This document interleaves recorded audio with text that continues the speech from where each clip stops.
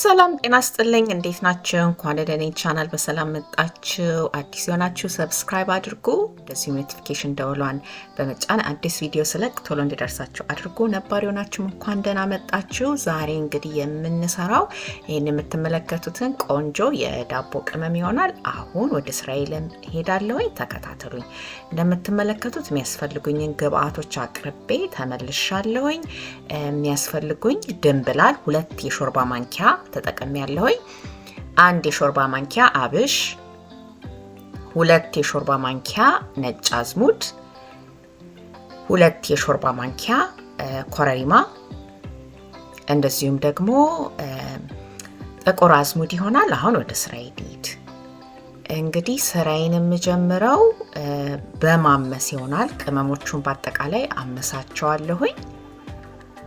ትንሽ ነው እንግዲህ መጥበሻውን ጋር አድርጌ ሞቅ ነው ማደርገው። ይሄን በአጠቃላይ የምትመለከቱትን ቅመሞች በውጭ ሀገር የምትኖሩ ህንድ ስቶር ወይም የኢትዮጵያ ስቶር ታገኙታላችሁ። እና ይሄ ኮረሪማ ብላክ ካርዳመም ይባላል በእንግሊዘኛው ማለት ነው። እንደዛ ብላችሁ ማግኘት ትችላላችሁ።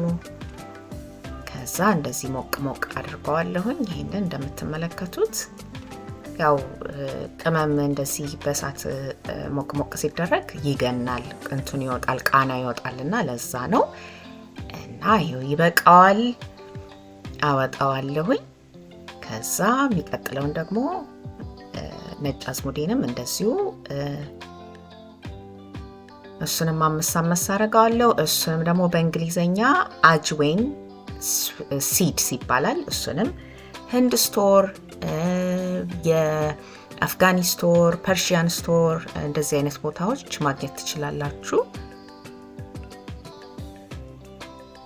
እንግዲህ አቅራባችሁ የኢትዮጵያ እንትን ከሌለ ማለት ነው፣ የኢትዮጵያ ስቶር ከሌለ እንደዚህ አይነት ስቶሮች ውስጥ ይገኛል ለማለት ነው።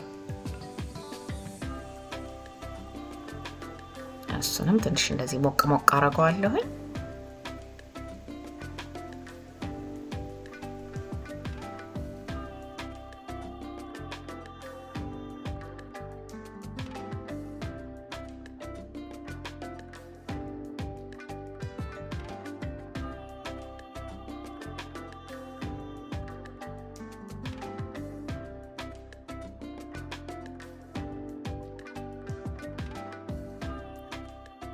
እሱንም እንግዲህ እንደዚህ ሞቅ ካደረኩት በኋላ ይበቃዋል፣ አወጣዋለሁኝ።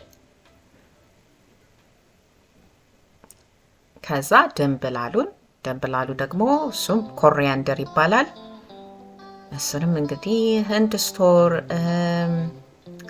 ስፕራውትስ ማርኬት፣ ሴፍዌይ ምናምን እንደሱ አይነት ቦታዎች ታገኙታላችሁ። እሱንም እንደዚህ ሞቅ ካረኩት በኋላ ይበቃዋል፣ አወጣዋለሁኝ። በመቀጠል እንግዲህ የማደርገው አብሽ ነው። አብሽ እንግዲህ ከሁሉም ያንሳል ማለት ነው። ሌሎቹን 2 የሾርባ ማንኪያ ነው ያደረኩት፣ አብሹን 1 የሾርባ ማንኪያ ነው ያደረኩት። እሱም እንግዲህ በእንግሊዘኛ ፌኑግሪክ ይባላል። ህንድ ስቶር በጣም ይገኛል እና ከዛ መግዛት ትችላላችሁ። ስፕራውት አካባቢያችሁ ካለ ስፕራውት የሚባል ማርኬት ካለ ከዛም ታገኙታላችሁ። እሺ ይሄኛውን ትንሽ ገባ አድርጌ ነው የምቆላው። እንደምትመለከቱት በደንብ ቀላ እስከሚል ድረስ እቆላዋለሁ።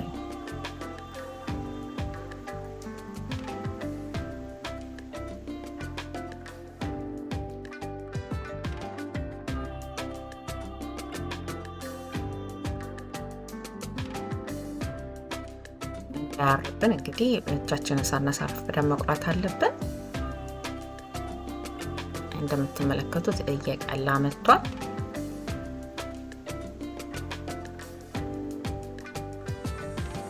ከዛ ይበቃዋል፣ አወጣዋለሁኝ። እንደዚህ በደንብ ከተቆላ በኋላ አወጣዋለሁ። ከዛ አንድ ላይ አዋህዳቸዋለሁ ሁሉንም።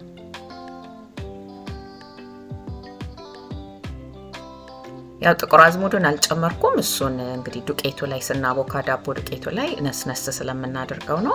እሱ አብሮ አይፈጭም። እነዚህን ግን አንድ ላይ አብሬ ፈጫቸዋለሁ።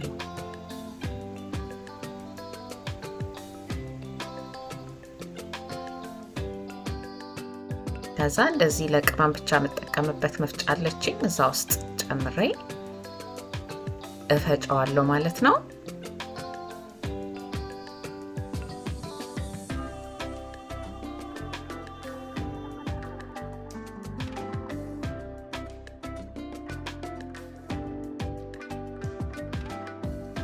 ከዛ እንግዲህ ያልደቀቁትን ደግሞ እያጣራውኝ መልሼ ደግሞ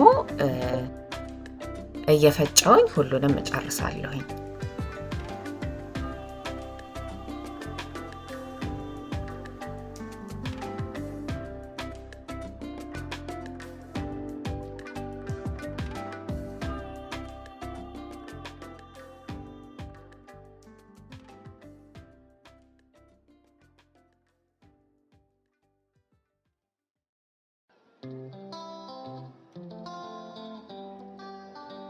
እዚህም ደግሞ እንደገና አጣርቼ ደግሞ እመለሳለሁ። ያው አጣርቼ ተመልሻለሁኝ። ይሄንን ይመስላል። ቆንጆ የአገር ቤት አይነት ጣና ያመጣልናል ዳቦ እና ይሄንን ይመስላል። ከዛ እንግዲህ ምንድነው ማደርገው እኔ ምንም አይነት ቅመም እንደዚህ ሳዘጋጅ አይዶ ነው። ኢትዮጵያ አገር ቤት አልተለመደም። በውጭ ሀገር ግን ብዙ ጊዜ ሁሉን ነገር ፍሪጅ ውስጥ ስለሆነ የምናስቀምጠው እንደዚህ ግጥም ባለ ዕቃ አድርጌ ፍሪጅ ውስጥ ከተዋለሁ። ምክንያቱም እኛ ቶሎ አንጠቀመውም እና እንዳይነፍስበት ይረዳል። በቃ ሁሌ ስናወጣው ፍሬሽ ይሆናል። ቀን ጽፌበት አስቀምጠዋለሁኝ። ስለተከታተላችሁኝ አመሰግናለሁ። በሚቀጥለው ቪዲዮ እስከምንገናኝ ድረስ ደግሞ ቻው፣ ደህና ሁኑ።